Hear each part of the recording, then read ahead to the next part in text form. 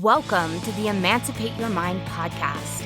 I'm your host, certified religious transition and trauma recovery coach, Terry Hales. I help people step out of the shadows of religious fear and shame and embrace their authentic selves with love and empathy. If you're ready to throw off the shackles of learned binary thinking and explore a more nuanced approach to life, this is your playground.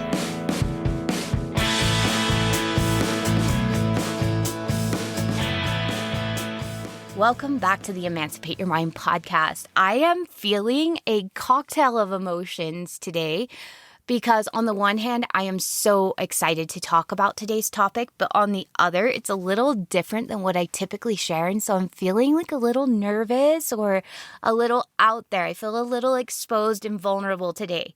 So I'm being gentle with myself as I get a little naked in front of you guys and we talk about something that's out of the norm. Before we really dig in, I want to make you aware that there are some topics in this episode that could be triggering, particularly if you're just starting to deconstruct trauma that involved your parents. So be aware of that, listen to your inner knowing, and let's get started.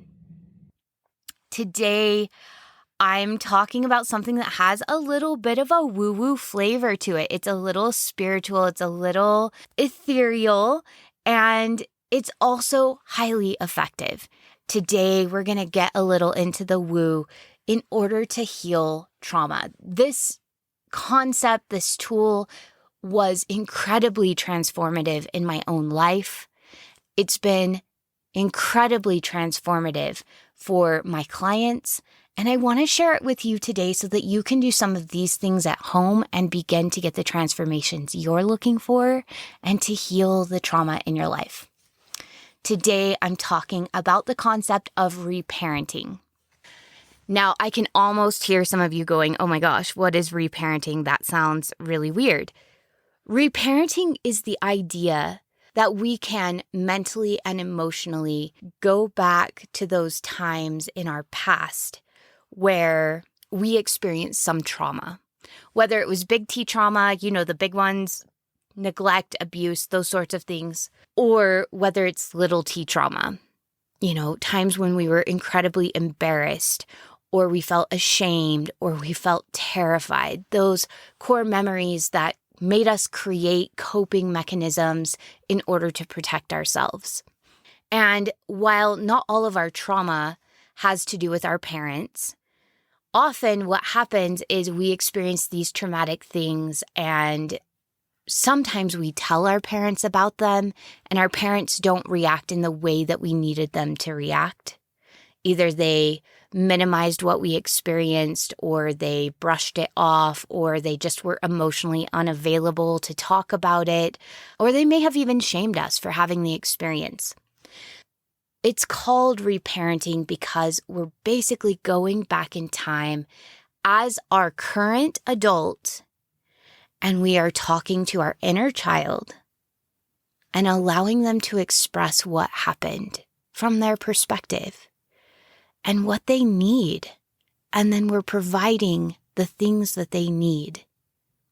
As our adult selves, we are reparenting our inner child.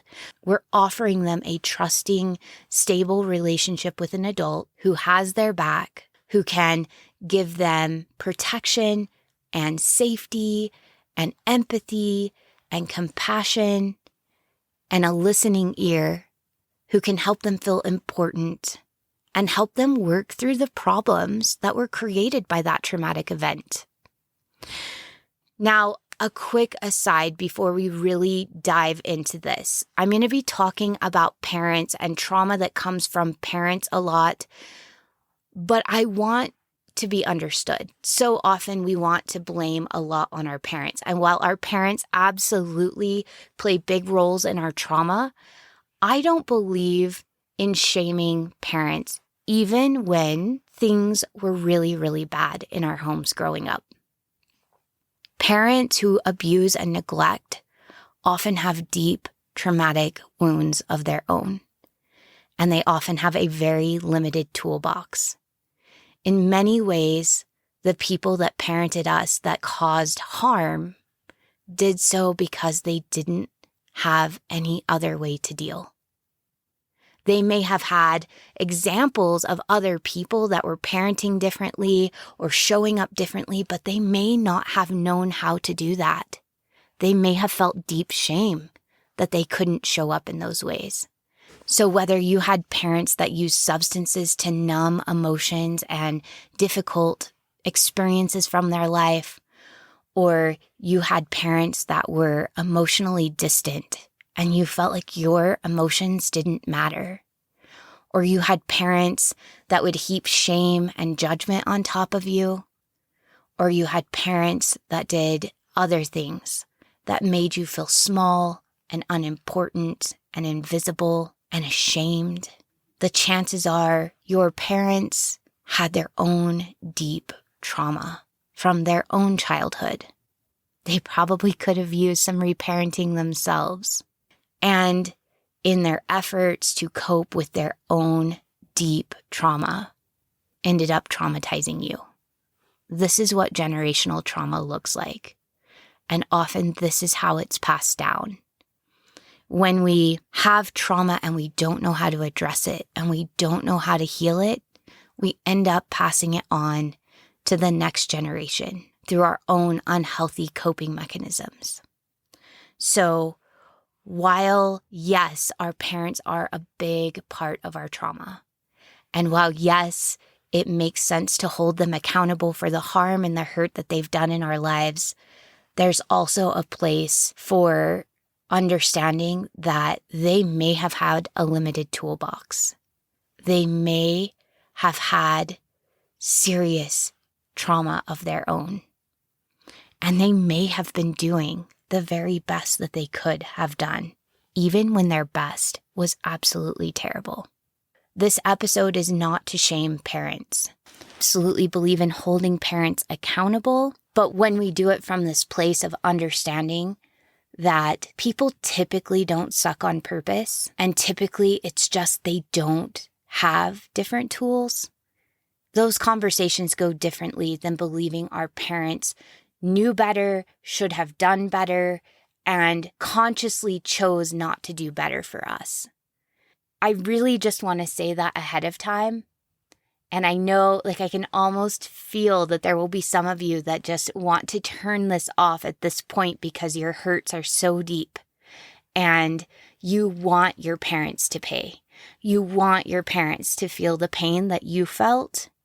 I get that. I really do. And part of your healing journey will be making peace with the fact that we all just do the best we can. Because as we hold that judgment over our parents' heads, we're also holding it over our own head.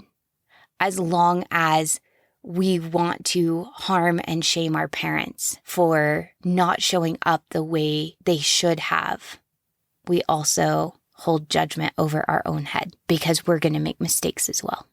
We're going to show up imperfectly as well. There are things we will accidentally say and do that harm our kids as well. And I know so often we are terrified that our children will feel the same about us as we feel about our parents.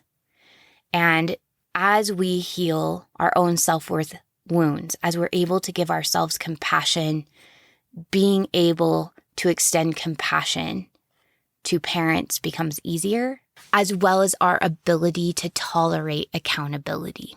When we heal our self-worth wounds, we can hear that we created harm in someone's life without it automatically sending us into a shame spiral, because we know that we're good people who also sometimes do harm. And so for those of you who may be listening and you're terrified that your kids will need to reparent themselves, just know they will need to reparent themselves. There will be times you show up the very best you can, and it won't be what your child needs because you're not your child. And you'll do the very best you can, and you'll offer what they need, and sometimes it won't be what they need.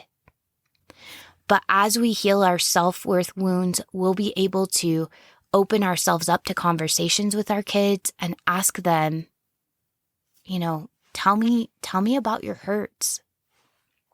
Allow me to take responsibility for my part. Allow me to apologize. Talk with me about what's going on for you. For many of us, we have parents that aren't able to have those conversations yet because their self-worth wounds, their trauma is still too great. And I want to say one other thing. The things we know today about vulnerability, about shame resilience, about all of these new tools that we've been given about healing trauma have really only come about in the last 2 or 3 decades. You and I, listening to this podcast, we have opportunities our parents didn't have. And if people aren't taught how to love, how to cope with dependency, how to practice vulnerability, how to practice shame resilience, how can they pass those things on to us as their children? They can't. We can't give to someone else what we don't have ourselves. So while it may feel incredibly unfair that we're having to do this work, that we weren't just parented in healthy ways, that our parents didn't intuitively know how to be empathic with us, that they didn't intuitively know how to help us heal our self-worth wounds, we can't really fault them. We're just learning about this stuff ourselves. And so while our feelings of hurt and grief and anger even make sense, there's also a place for empathy. Now, that empathy might not come until we've healed our own self-worth wounds. We might not be able to extend that to other people until we've healed ourselves first. And that's okay. That being said, while it's not fair that we have these wounds, and it's not fair that we weren't parented in healthy ways, we're absolutely empowered to change our story now. We have all of the power we need to heal our wounds and to move forward. We have all the power we need to stop generational trauma here, right here, in our lifetime. Not only will we be passing down a healthier life to our children because we've healed trauma ourselves, but we're going to be healing these things throughout our lives, which means we're going to accidentally pass some of it down to our kids. But as we work through this, we teach them how to heal their own trauma, how to speak up for themselves, how to work through trust issues, how to work through emotional issues, because they'll be watching you.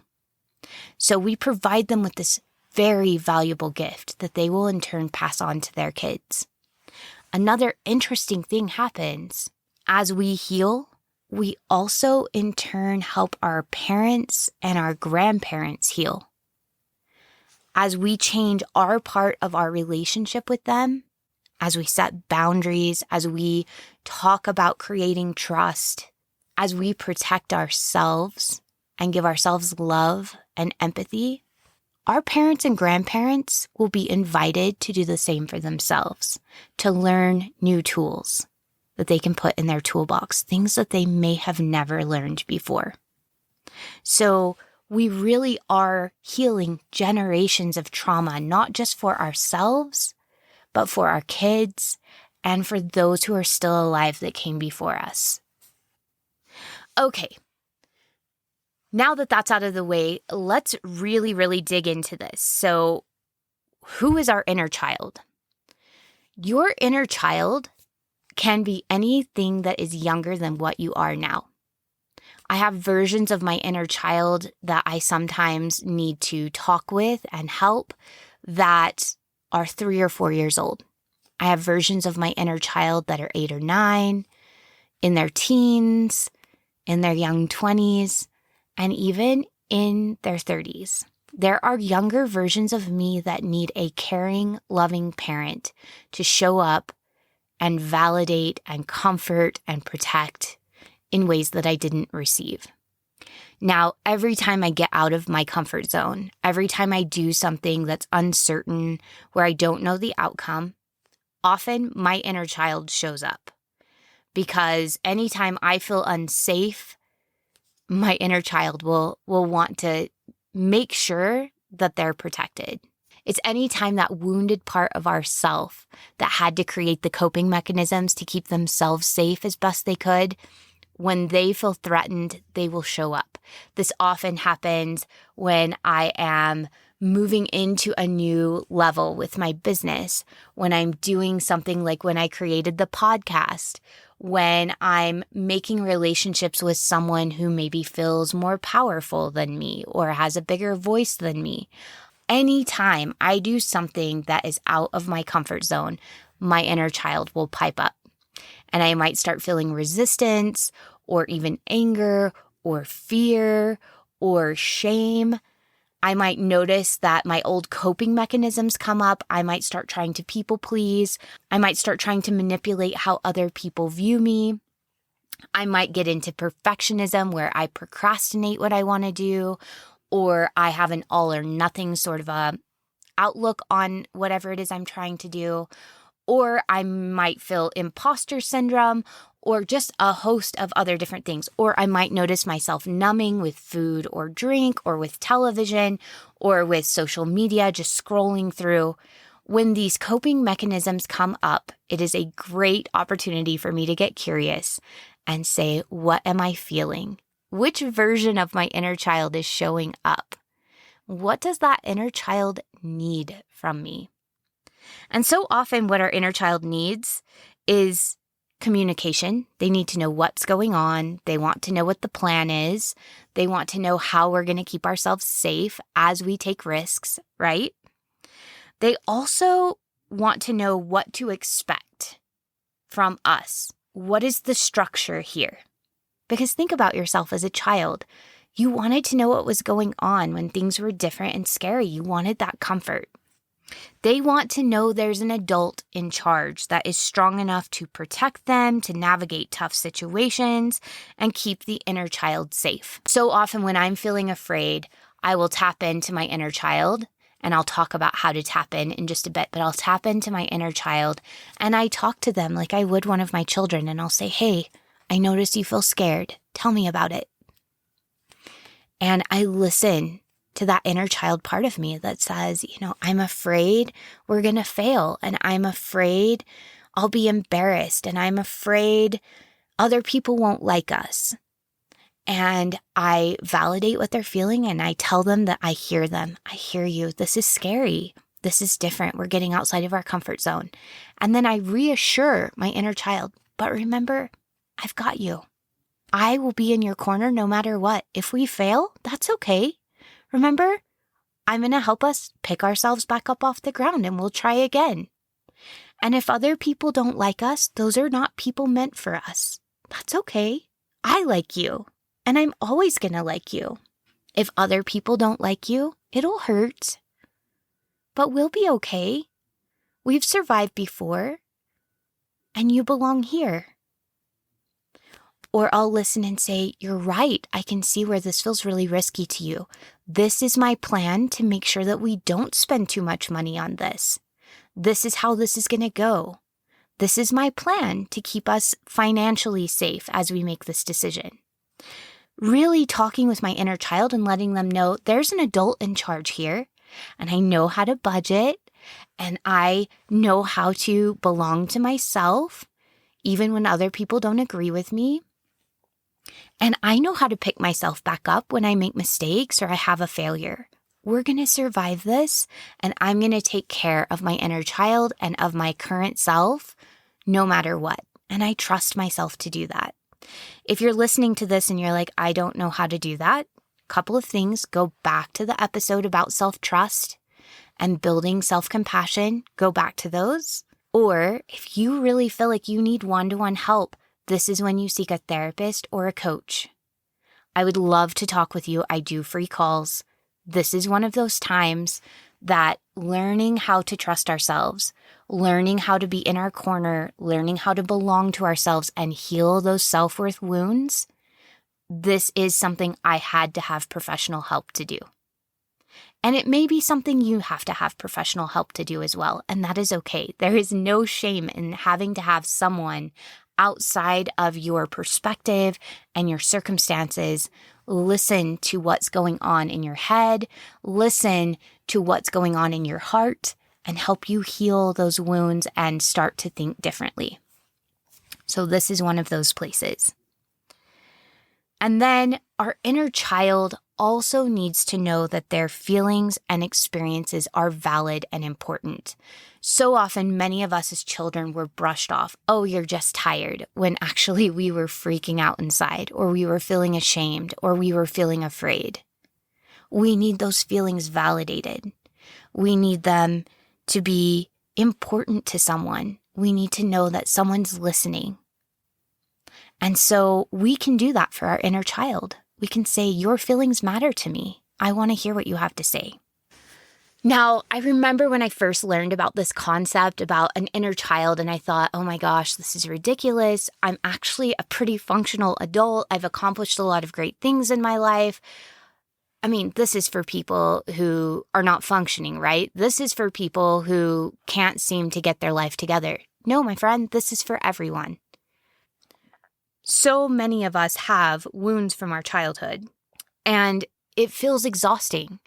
It feels like constantly trying to please other people and worrying about what they think of us. It feels like perfectionism. It feels like that negative, nagging self-talk that goes on inside of your head that you can't seem to shut off. It feels like having cravings for food, drink, sex, television, sleep that we can't seem to control. It feels like imposter syndrome, feeling like we're a great big fraud and we don't want people to know. It feels like a constant sense of anxiety or fear that we're in a dangerous place or that things are going to turn out badly. It feels like shame, worrying that people will know that you're not as good as they think you are.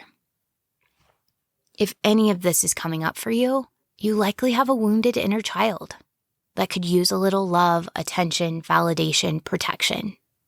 And you can do that for yourself. So I noticed that my inner child is running the show. I talked about this a few minutes ago, but when I'm feeling resistance, you know, when you really know you want to do something, but you can't seem to make yourself start. Or you sign up for something, but then you can't make yourself actually show up for the thing you signed up for. That's resistance. Or I might feel confusion, have a hard time making a decision or knowing what to do. I feel out of touch with myself and out of touch with the direction my life is going. Or it might just feel like terror. I might just be afraid. Anytime those things happen, when I'm just feeling a ton of anxiety, confusion, or I'm just feeling resistance, chances are good that my inner child is running the show. How do we start to make contact with our inner child and then to begin to heal our relationship with our inner child?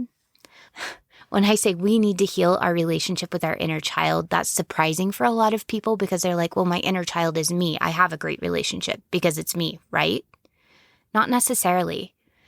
If you're anything like me, whenever I began to heal my inner child, I had been engaging in a lot of negative self-talk for over a decade. And what had happened is the hurts and the traumas I had experienced, I had internalized, and then I became the bully. First, my child didn't feel safe in the presence of the other person, the person that had created the trauma. Or the situation that had created the trauma. That's possible too. But then my coping mechanisms were to internalize and then to negative self-talk myself so that I would stay out of situations that could put me in danger again in the future. I became the abuser. I became the person that told myself I was worthless. I became the person that told myself that I was ugly. I became the person that told myself that no one would want to be friends with me. I became the person that berated myself for eating too much to numb or sleeping too much to numb. I became the person that shamed and belittled myself. And so when I first made contact with my inner child, it was not a smooth meeting. My inner child did not run to greet me. My inner child was wary of me, didn't trust me, looked at me as an abuser. So this is one of those reasons I started the podcast talking about our parents and how our parents likely did the best they could with the tools they had. Because if you're going to reparent your inner child, chances are you've been using some of the coping mechanisms and the tools that your parents had at their disposal, because that's all you had at your disposal as a child. And you may have taken on some of their characteristics in dealing with yourself. Many of my clients will tell me that the voice in their head, the nagging voice in their head, is their mother's voice or their father's voice. And really, it's our voice, but we've internalized our mom or we've internalized our dad. And we're using their voice as a way to try to protect ourselves and keep ourselves in line. But often it's traumatic and abusive. And so if you get to a place where you're making contact with your inner child and listening to them for the first time, and they're treating you like you're not trustworthy or like you're abusive, it makes sense, right? It makes sense. And it's going to require accountability on our part, the ability to say, I know that how I've been treating you is not okay. I was doing the best I could with the tools that I had, but I've learned new tools and I want to apologize. I'm so sorry I treated you like that. I'm so sorry. I've been shaming you for years instead of loving you and validating you, but I'd like to try better. Are you willing to work with me? And some of our inner children are pretty forgiving and might say, okay, I'm willing to give you a chance. And some of our inner children might not. Not yet. They need you to prove yourself a little bit longer. And all of it gets to be okay. In my research, when I've been studying inner child healing, I've actually been looking a lot at children in the foster care system and advice that's been given to foster parents who are planning to adopt these children. What struck me is that so many of these kids have trust issues. They have either been abused or neglected. They have been told by foster parents either through words or through actions that they are too unlovable, they're too difficult, they're too emotional to be able to handle. And so a lot of the tools that are given to foster parents are to respect the child's autonomy, to respect the child's experience, to respect their boundaries, and if they're not warm, to not make it personal. To understand that the child is wounded and needs healing and that it'll take consistency and effort to keep showing up for that child with love, even when their behavior is not loving, even when it's not mutually beneficial. Foster parents are some of the most amazing heroes to me, the ones that do it well, simply because of how patient and kind and empathic they need to be with children who come into their home who maybe have a really traumatic history. So we're going to be adopting our own wounded inner child. The first step to doing this is to get in touch with our inner child. This will be a little difficult if you're not used to being in your body, if you're used to staying up in your head. A lot of my clients will tell me that they feel cut off at their throat, that they intellectualize their emotions, but that they don't feel comfortable in their bodies. They don't like to feel difficult emotions and that they thought stop. And as you know from previous podcasts, our feelings don't go anywhere simply because we choose not to feel them. If we thought stop, they hang out in our bodies someplace and they wait for us to get brave enough to feel them. They wait for us to be open to their message. And that's really what your inner child is. This is just another name for all of those emotions that are stuffed in our body that we developed earlier in our life, that we felt earlier in our life and we weren't willing to work through or we didn't know how to work through. Here's where it gets a little woo. Are you ready? The adoptive process for adopting our inner child is to get in touch with our bodies. If you're driving, don't do this. If you're, frying bacon or something, please don't do this. But if you're in a quiet space, and if you're not in a quiet space, maybe pause right here or you can listen through, but come back to this place when you're in a quiet and safe place. And what you're going to do is you're going to deep breathe. So you're going to breathe all the way down into your belly. Deep breath in, all the way down in the belly, and then a slow breath out. And you're just going to do this until you start to feel the anxiety and the weirdness kind of melt away. You're just deep breathing and getting into a mindful state of mind where you're just curious, you're just aware, you're just observing your body and any sensations that are in your body, and it'll take a couple of minutes. And as you breathe, you let your consciousness sink down, down, down, out of the head space, down your throat, and into your body as far as you can go. Now, like I said, if you haven't done this before, you may feel some resistance in the throat area in particular. This is typically where my clients get stuck, is here in the throat area. Many of us have kept emotions in our body and we haven't talked about them. And so they've stacked up in our body like a hoarder's house. So many of my clients talk about feeling like their house or their body is just scary, that it's full to the top with boxes of emotions and experiences that they haven't unpacked. And it feels daunting and overwhelming and scary. I want you to get as far into your body as you can while you're breathing. Remember, deep breaths all the way into the belly. So your belly should expand and then your chest. Deep, deep, deep, deep breath and then release. And you're just going to sink your consciousness as far as it'll go. And there's no right or wrong way with this, okay? So just as far as it'll go, and then just get curious. Get curious and observant with your body. What I like to do is once I've been in this place where I'm just curious and observant with my body, is I allow myself to picture a time in my childhood. It can be any time. I often tend to picture myself when I'm about 3 or 4 years old. I'm almost always at my grandparents' house, and I'm usually sitting on this big yellow metal chair on their front porch, swinging my little sandaled feet with my sparkly jelly sandals on. I might be eating a peanut butter and jelly sandwich, but I'm usually just sitting on this warm metal chair in the Texas summer, swinging my feet. That's where I hang out. That's where my inner child is whenever I contact my inner child. Some people, their child is in a meadow. Others, their child is in a dark corner.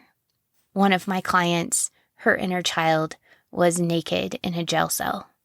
But just getting curious with, where is my inner child? Where is she at? And I ask her permission if I can sit beside her. And I sit beside my little 3 or 4-year-old self. And I usually start by asking her, how's she doing? Now, if you have a child that's in a dark room or a child that's naked in a jail cell, you may be doing a monologue.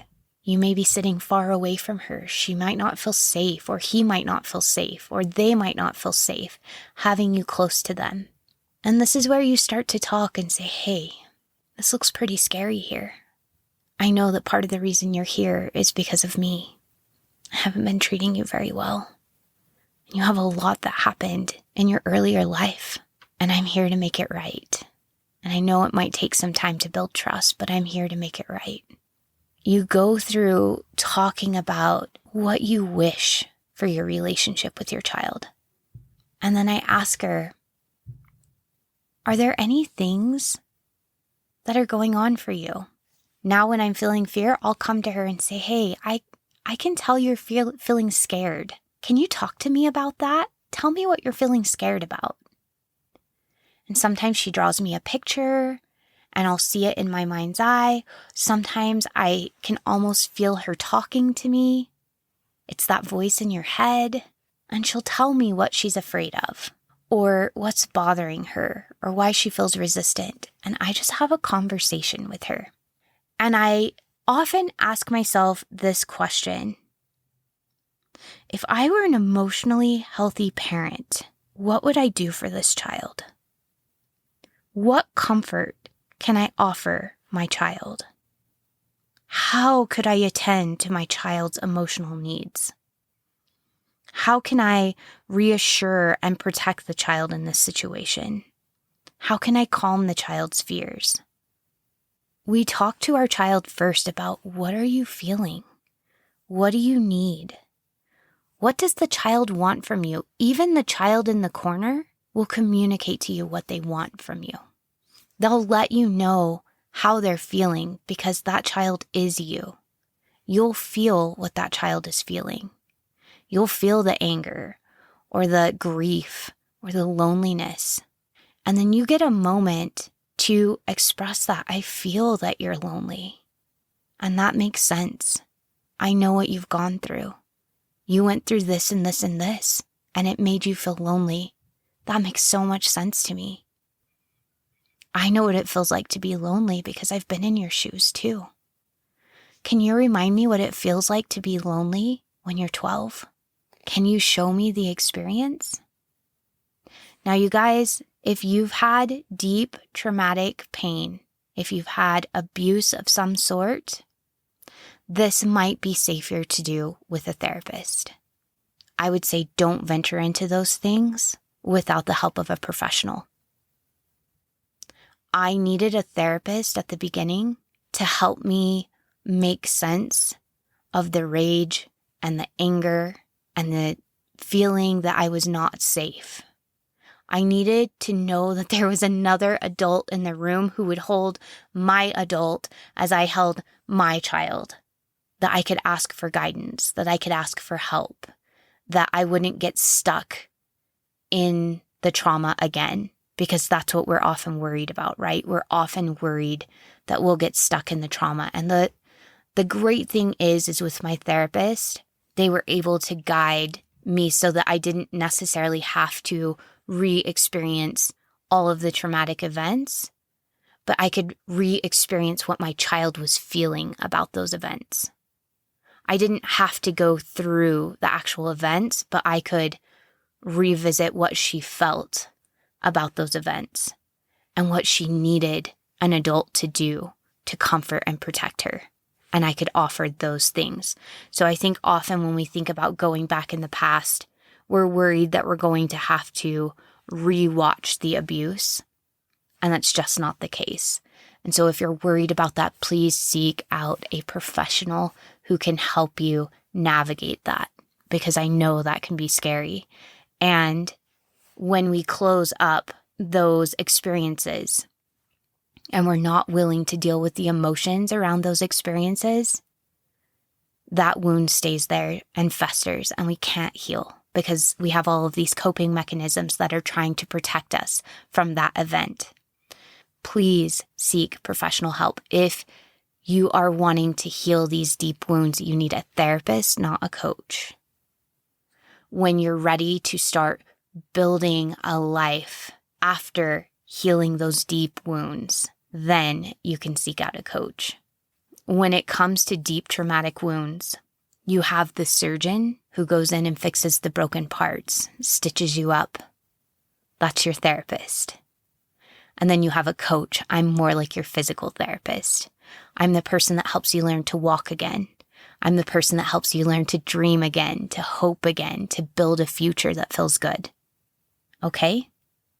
So that's what I mean by trauma recovery. Just like a physical therapist helps you recover after you've had a traumatic physical event and a surgery, they help you learn to move and live a normal, mobile life. I help you learn to move forward with hope and self-worth and shame resilience. That's the different roles if you still have a festering traumatic wound and you are really worried about revisiting some of those things. I highly recommend a therapist.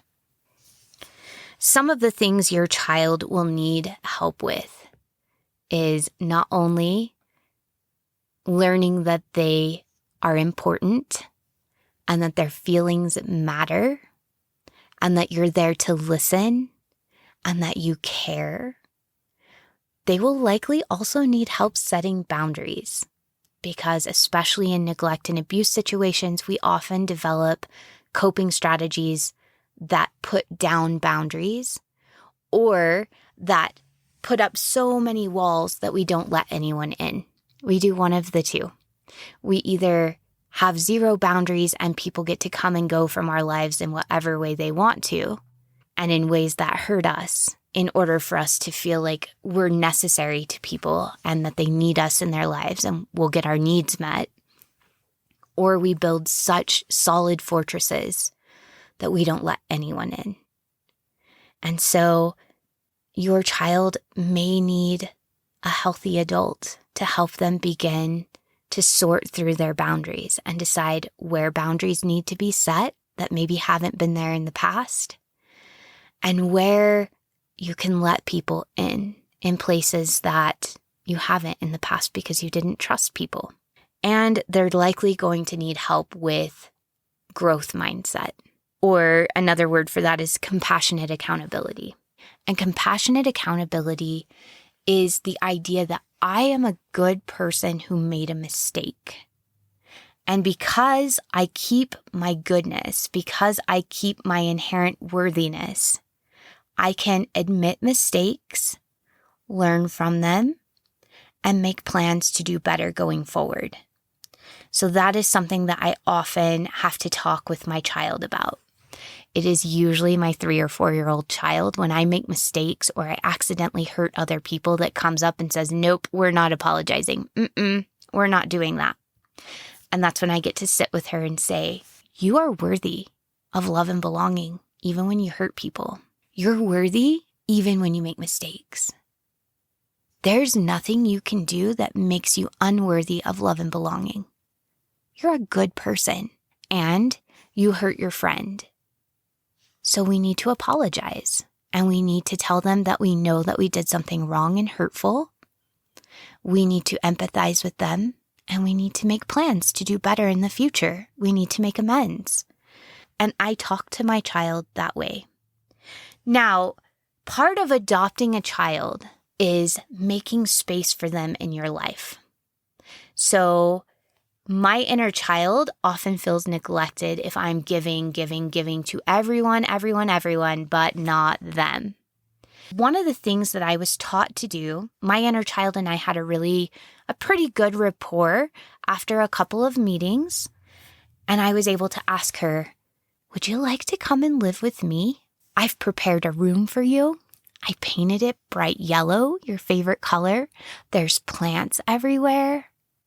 Would you like to come home and live in that room with me? There's a big window with lots of sunshine. And she did. I made space for her where she would be comfortable.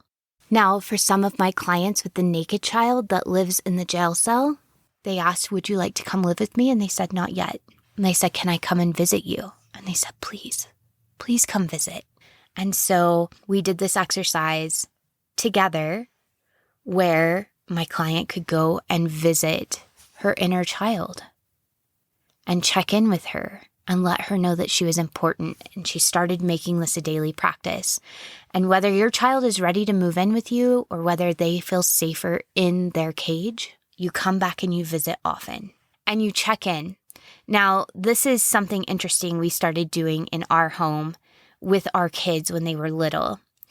And having a husband that's a therapist, this is something he brought home to us, but it's something I use with my inner child now. So we have daily check-ins, emotional check-ins. And each night when my kids get in bed, I snuggle up with them and I go through the emotions with them. I ask them, what made you happy today? What made you sad? What made you angry? Did anything make you feel lonely? Was anything scary today? Did you feel overwhelmed today? And I listen and ask them curiosity questions and really get to know them. It allows me to know what's been happening in their day from their perspective. What did their friends say to them at school? Was there anything that made them feel sad? Were there any little T traumas that happened in their life?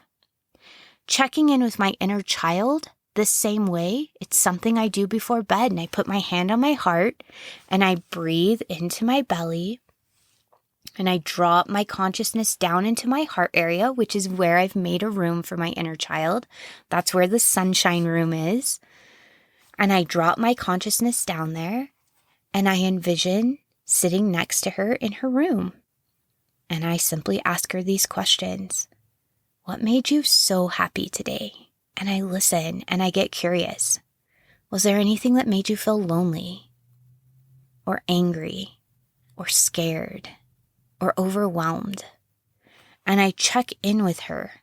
And as I check in with her and I make it a habit to visit her and check in with her daily, she tells me what I need to know, where I need to set boundaries, where I need to say no a little more and yes a little less. What's important to me? What makes me happy? What's making me sad? What do I need to process through? Your inner child is going to be a huge help to you in getting to know your wisdom and your intuition and the compass. I almost feel like our inner children hold the compass to our life. And as we check in with them and protect them and empathize with them, we build trust with ourselves and our intuition. We have more access to that compass. We learn to be more compassionate to ourselves. It's really difficult to be unkind to yourself when you understand it's the 3 or 5 or 8-year-old version of you that is scared of these things or feeling the way that you feel. It's a lot easier to be compassionate with yourself. It's a lot easier to set boundaries when you understand that it's your child self that you're protecting. And I protect my child the way I would protect either of my boys. I am that devoted to my boundaries because my inner child deserves that kind of protection too. And I'm the only person that can give that to her. And it's a lot easier to love yourself when you start building trust and compassion for yourself. You start to understand that you are worthy of love and belonging no matter what. And you start to trust that you will always belong to yourself as you practice. I hope this was helpful. Like I said, it's a little bit woo-woo. It's a little out there. For some people, this will feel outside of your comfort zone, but I urge you to try it anyway. I was so skeptical before I learned about reparenting, but I'm so glad I tried it. Adopting my inner child, checking in with her, listening to her needs, validating her has been one of the best practices for me in developing self-worth and in developing self-compassion and self-trust. And I'm excited to share it with all of you. If you would like a little bit more guidance with this, I have paired up with a Washington, D.C. artist named Heidi Nilsson, and we are doing a self-love workshop, a SelfLove Art Exploration at the end of this month. So it will be Thursday, April 22nd in the evening or Sunday, April 25th, I think in the early afternoon.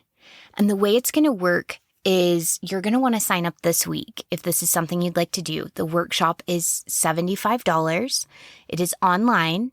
But the way it will work is Heidi is going to send you a curated box of art supplies, and you'll need a photo of your younger self, your inner child, and we will be doing an inner child guided meditation. So I'll be leading you through an inner child guided meditation where you can make contact with your inner child and talk with them and heal some wounds right then and there. So it'll be a 20-minute guided inner child healing meditation. And then there is music therapy that's going to happen as we write self-love letters to ourselves or inner child healing letters, whichever you prefer. And then Heidi is going to guide us through an hour-long art session to create a collage and an art masterpiece that demonstrates self-love for our younger self and acceptance and belonging and worthiness and healing. And it's going to be so beautiful. And you're going to come away with this not only with a beautiful art piece to remind yourself of your inner child, but also 2 curated music lists and a self-love letter. All of this will be beautiful and healing, and we hope that you can join us it is a limited availability. So I will have the link to the landing page where you can check out everything that's going on, the times, the prices, and the link to sign up and to register. That will all be in the show notes. Make sure you click on that. We would love to have you there. It's going to be a beautiful experience. If this has been helpful for you, I would love to hear from you on Instagram or in the Facebook group page where we talk about these things more deeply. I will be offering a couple of emotional release meditations over on the Facebook group after this podcast goes live. And I'm really excited to hear what you think about this episode, particularly because it's been a little bit different than what I normally put out there. So thank you for joining me. Thank you for being on this journey with me. Thank you for your time and your attention. And I'm wishing you and your inner child lots of healing and a beautiful, beautiful, connected, trusting, and compassionate relationship now and forevermore into the future. We'll see you next Sunday.